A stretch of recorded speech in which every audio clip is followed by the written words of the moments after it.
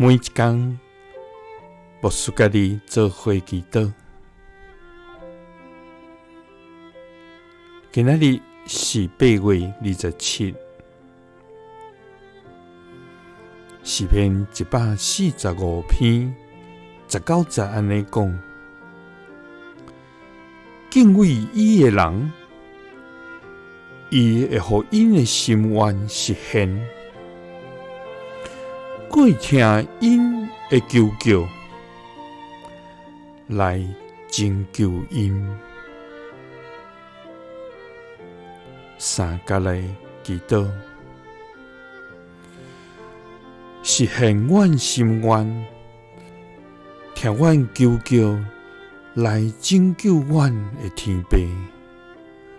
阮感谢你，主啊！你的疼是无所不在的疼，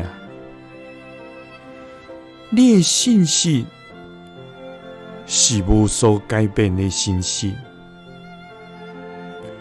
你的应允是永无落空的应允。主啊，愿存着信心来到你的面前，带着满心的渴望来仰望你，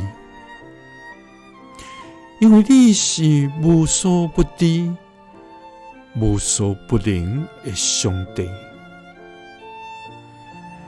你的确会了解我内心的需要甲愿望，求你压耳孔来听阮卑微恳求的声。主啊，敬畏你的人，你要互因的心愿实现，还会听因的求救，来拯救因。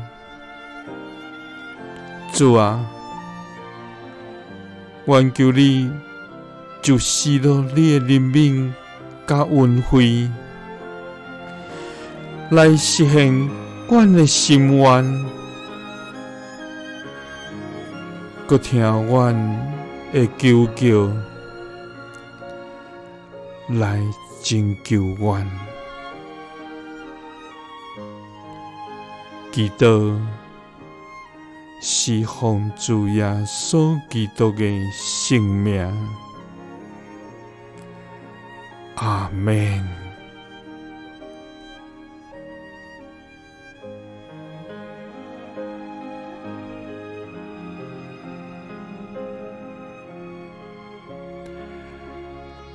耶稣听你，赐你平安。